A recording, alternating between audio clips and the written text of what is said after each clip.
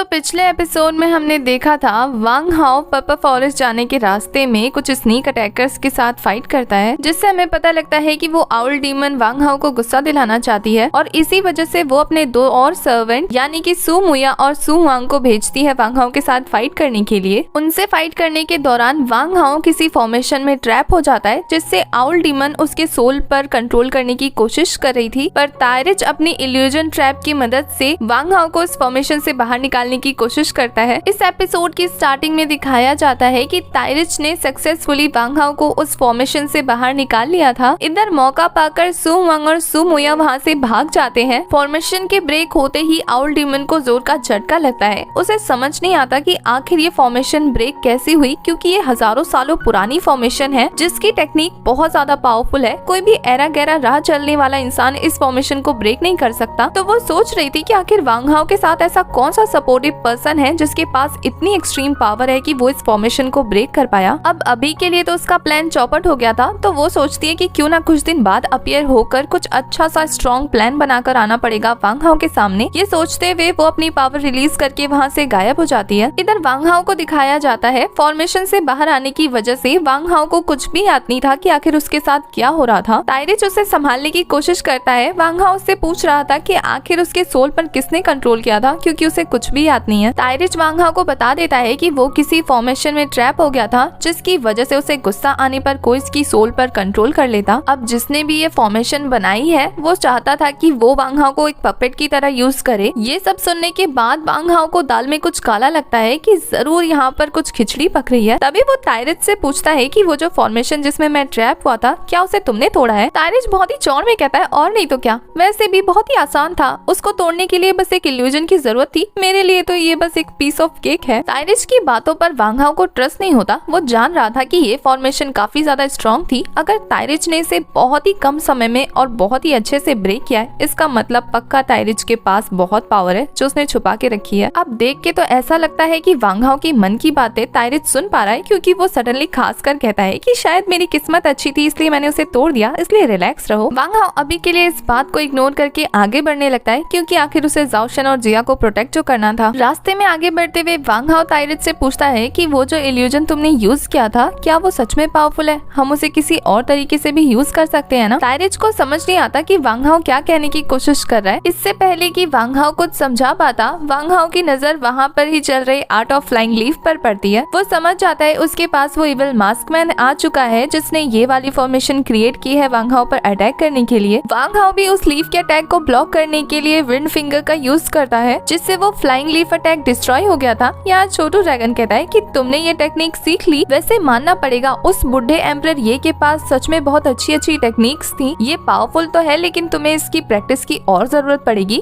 इससे पहले वांग हाओ खुश हो पाता, उसके सामने फिर से फ्लाइंग लीफ अटैक होने लगता है, जिससे बचने के लिए वो अपने थंडर फिंगर का अटैक करता है। फ्लाइंग लीफ अटैक के डिस्ट्रॉय होने के बाद वो मास्कमैन वांग हाओ के सामने आ गया था। वांग हाओ से देखकर कहता है कि अब मैं तुम्हारे सामने आ गया ना, तो मेरे आदमियों को छोड़ दो। पर मास्कमैन कहता है कि इतनी जल्दी कहाँ है, और फिर वो अपना फ्लूट निकाल कर उसे बजाना स्टार्ट कर देता है, जिसमें से इविल ऑरा बाहर आ रहा था। और यहाँ छोटू ड्रैगन को भी उस फ्लूट की वॉइस बहुत ज्यादा स्ट्रेंज लगती है। छोटू ड्रैगन और तायरिच ने तो अपने कान बंद कर लिए थे उस फ्लूट की आवाज से बचने के लिए, लेकिन वांग हाओ उस फ्लूट के इफेक्ट में आ जाता है, जिससे वो हिप्नोटाइज होकर उस मास्कमैन के पास जाने लगा था। तायरिच उसे रोकने की कोशिश करता है, लेकिन वांग हाओ अब हिप्नोटाइज हो चुका था। यहाँ वो मास्कमैन सोचता है कि वांग हाओ सच में उसके कब्जे में आ चुका है, लेकिन वांग हाओ एक स्माइल देता है और इससे हमें पता लगता है कि वांग हाओ तो कभी हिप्नोटाइज हुआ ही नहीं, वो तो बस प्रिटेंड कर रहा था। तभी वो अपना स्वॉर्ड निकालकर उस मास्कमैन को अटैक करने की कोशिश करता है, पर फ्लूट के सामने आने की वजह से वो मास्कमैन बच गया था। वो वांग हाओ से पूछता है कि आखिर तुम मेरे फ्लूट से हिप्नोटाइज हुए क्यों नहीं? वांग हाओ अपने कान से रुई निकाल कर दिखाकर कहता है कि इसकी वजह से। उस मास्कमैन को तो वांग हाओ पर बहुत तेज गुस्सा आ जाता है। वो अपना वेपन निकाल कर दिखाता है, जो कि था स्नैचर चेन। इस चेन की हेल्प से वो मास्कमैन जितने भी अटैक करता है वो बहुत पावरफुल थे, जिनसे वांग हाओ डॉज करके बचने की कोशिश कर रहा था। काफी देर तक डॉज करने के बाद वो अपने आई ऑफ द स्काई को यूज करके उसके नेक्स्ट मूव को देखने की कोशिश करता है, और फिर वो उसके सभी अटैक्स को देखकर डॉज कर लेता है, जिसे देखकर तो मास्कमैन को गुस्सा आ रहा था। इधर तायरिच को दिखाया जाता है, जिसने जाओ शन और जिया को ढूंढ लिया था। अब वो उन्हें फ्री करने वाला है। इधर बार बार उसके अटैक से बचने की वजह से मास्कमैन कहता है वांग हाओ से कि आखिर तुम्हारे पास कौन सा मेथड है जिससे तुम मेरे सोल चेन को अवॉइड कर पा रहे हो। वांग हाओ ये सुनने के बाद कहता है कि अगर तुम्हें जानना है तो मुझसे रिक्वेस्ट करो, मैं बता दूंगा। वो मास्कमैन कहता है कि कोई बात नहीं बच्चे, जो मेथड तुम यूज कर रहे हो जाहिर सी बात है वो तुम्हारे बहुत सारे स्पिरिचुअल पावर को कंज्यूम कर रहा है, तो ये और कितने देरी चलेगा,